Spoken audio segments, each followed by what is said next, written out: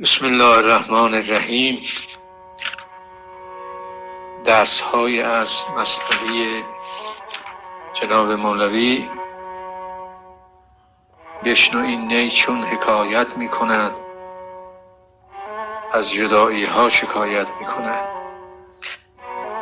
مراد از نی نفس ناطقه انسانه، یعنی هر کسی به نفس خودش مراجعه بکنه میبینی که این دنیا وطن مألوف او نیست و از جای دیگری آمده است.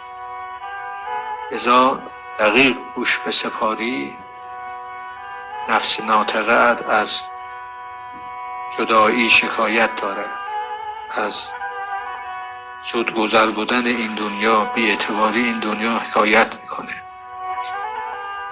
که از نیستان تا مرا ببریده اند، در نفیرم مرد و زن نالیده اند. اینجا مثال میزنه، همون نی چون در نیستان میروید، معدن و منبع و وطنش نیستانه، ما هم نفس ما هم از نیستان وطن معلوف ما آمده است. اون نیستان رو عرفا عالم عیان ثابته یا حضرت علم الهی میدانند. خیلی ساده تر، ما همه از پیش خدا آمدیم، انا لله و انا الیه راجعون. از ما چون از اونجا جدا شدیم آمدیم تو این دنیا، میگه چون از اونجا جدا شدم، از فریادم مرد و زن نالیدم. سینه خواهم شرح از فراق، تا بگویم شرح درد اشتیاق. سینه یعنی همدمی میخوام که سینهش پاره پاره از فراق باشه، هم درد و هم لهف من باشه، تا شرح این درد اشتیاق را برای شرح بدم. انسان هرچه به یاد وطن مألوف شأن خدا باشد، درد اشتیاقش در او بیشتر میشه، یعنی شوق لقاء الله در او تقویت میشه و هرچه از خدا دور میماند، این درد فراق در او شعله‌ور میشه. هر کسی کو دور ماند از اصل خویش، باز جوید روزگار وصل خویش. اینجا یه قاعده فلسفی مطرح میکنه که هر چیزی، هر کسی از اصل خودش دور مونده، اینا ذاتاً به اصل خودشون رجوع میکنن. شما قطره را هر کجا رها کنی به سوی دریا میره، جز به سوی کل میره. انسان به سوی خدا میل دارد. ما به حقیقت وجودمون، به فطرتمون مراجعه بکنیم، میل به کشش عجیبی در ما به سوی خدا هست. من به هر جمعیتی نالان شدم، جفت بدحالان و خوشحالان شدم.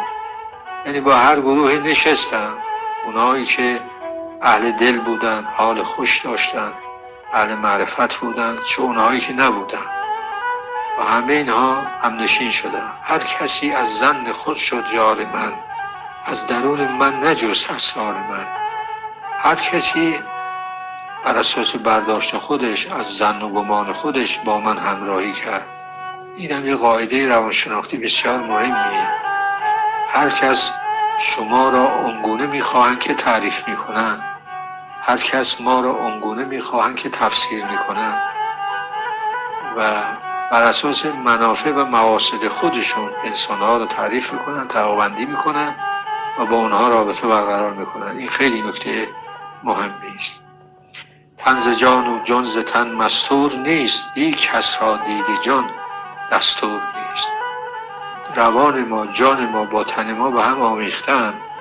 ما نمیتونیم اشاره میکنیم به ضد یا امر تفکیک کنیم جسم و جانشون رو.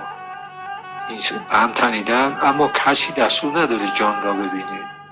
یعنی به سادگی ما هر کس را میبینیم، جسم او را میبینیم، ظاهر او را میبینیم، اون حقیقت باطنی او را نمیبینیم.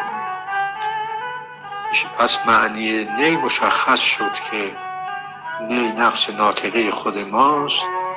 به نفس خود رجوع کنی، میبینی که از یه جای آمدی، نیستان تو ساحت علم الهی است.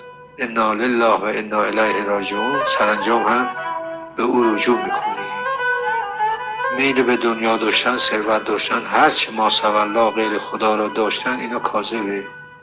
اینا رو از خودت دور کنی، این شعله اشتیاقت به سوی خداوند بیشتر میشه. خداوند انشالله نصیب کنه و اون شعله و اشتیاق رو نامش رو عشق میذاره.